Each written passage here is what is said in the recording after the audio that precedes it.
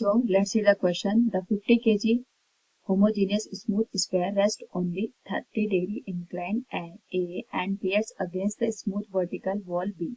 Calculate the contact forces at A and B. Now to answer this question, first we will discuss here the key concept, and here the key concept is resultant of forces.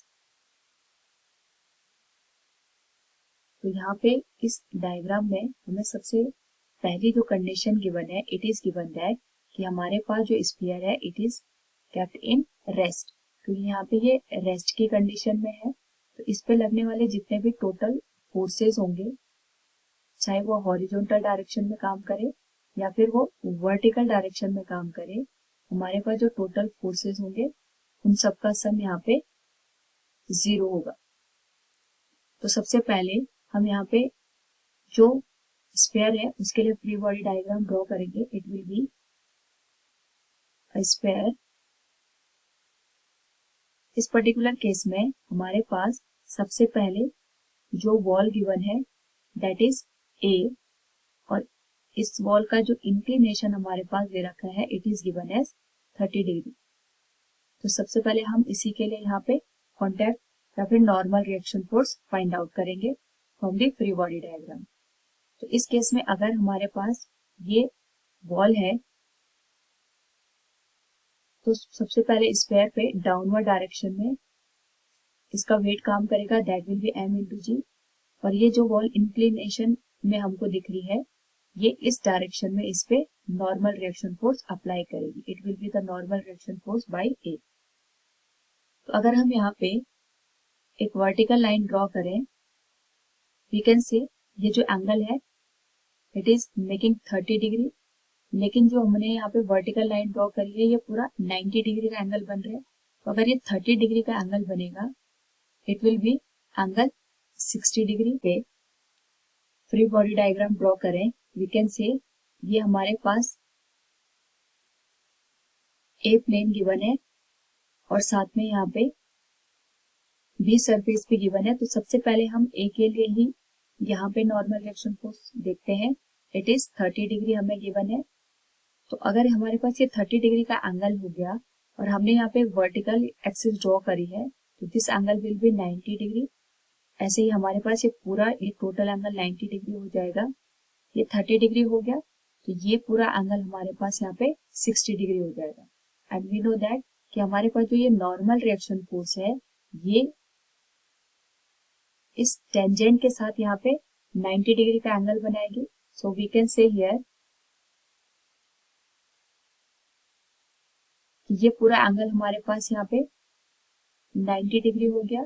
इसमें से हमने ये 60 degree find out कर लिया है। So this angle will be 30 degree and जो remaining angle बनेगा हमारे पास इट विल बी 60 डिग्री, क्योंकि हमारे पास जो नॉर्मल रिएक्शन फोर्स है ये परपेंडिकुलर डायरेक्शन में काम करता है ऑन दी सरफेस के। तो यहाँ से हमें जो नॉर्मल रिएक्शन फोर्स है बाय द ए, अगर हम उसके कंपोनेंट यहाँ पे फाइंड आउट करें तो यहाँ पे जो एंगल है इट इज 60 डिग्री हमें मिल गया। तो एक कंपोनेंट इधर आ जाएगा, it will be N A cos 60 degree. और सिमिलरली वर्टिकल अपवर्ड डायरेक्शन में that is in this direction N A sine 60 degree काम करेगा। नाउ जो हमारे पास ये स्फीयर गिवन है इस पे वर्टिकल डायरेक्शन में इन डाउनवर्ड इसका जो वेट है it will act, that will be m into g. क्योंकि हमारे पास जो ये स्फीयर है ये हमने इसकी कंडीशन में रखा है।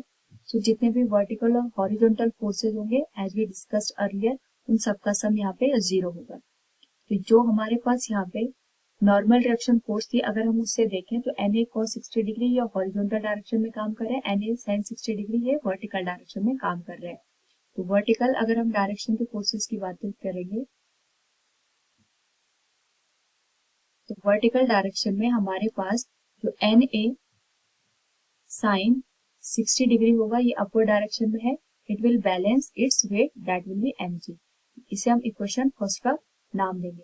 साथ में हमारे पास जो एन ए कॉस 60 डिग्री है ये हॉरिजॉन्टल डायरेक्शन में काम कर रहे हैं और साथ में हमें एक वॉल बी दे रखी है, बी इस तरीके से, उसका यहाँ पे नॉर्मल रिएक्शन फोर्स काम करेगा, that will be N B.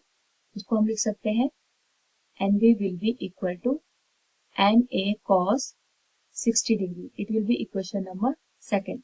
इन दो इक्वेशन का यूज करके हम एन ए की वैल्यू यहाँ पे फाइंड आउट कर सकते हैं। So it will be N A sine 60 की वैल्यू होती है √3/2। It will be equal to m into g. जो हमें यहाँ पे स्क्वायर है, इसका मास दे रखा है 50 kg, this will be 50 into 10। तो जो Na की वैल्यू होगी it will be 1000 divided by √3 Newton. Similarly अगर हम यहाँ पे Nb की वैल्यू को फाइंड आउट करना चाहते हैं, we will use the equation number second, that will be Na cos 60 degree, और इसकी वैल्यू हमारे पास हो जाएगी जो normal reaction force surface B का काम कर रहा है। तो it will be Na cos 60 की वैल्यू हमारे पास होती है 1/2 इक्वल्स Nb, और Na की वैल्यू हम यहाँ पे फाइंड आउट कर चुके हैं, that will be 1000 √3 multiplied with 1/2, और ये हो जाएगा normal reaction force of the B. तो यहाँ से normal reaction force of B will be 500 divided by √3 newton. तो इस तरीके से जो दोनों वॉल हमारे पास काम कर रही है, हम उनके नॉर्मल रिएक्शन फोर्सेस को फाइंड आउट कर सकते हैं। तो फ्रॉम द गिवन क्वेश्चन अगर हम देखें यहाँ पे, we can say N A की वैल्यू हो जाएगी 1000 divided by √3 newton and N B की वैल्यू हो जाएगी 500 divided by √3 newton. Option second will be the correct answer. Hope all you understood it. Thank you and best of luck.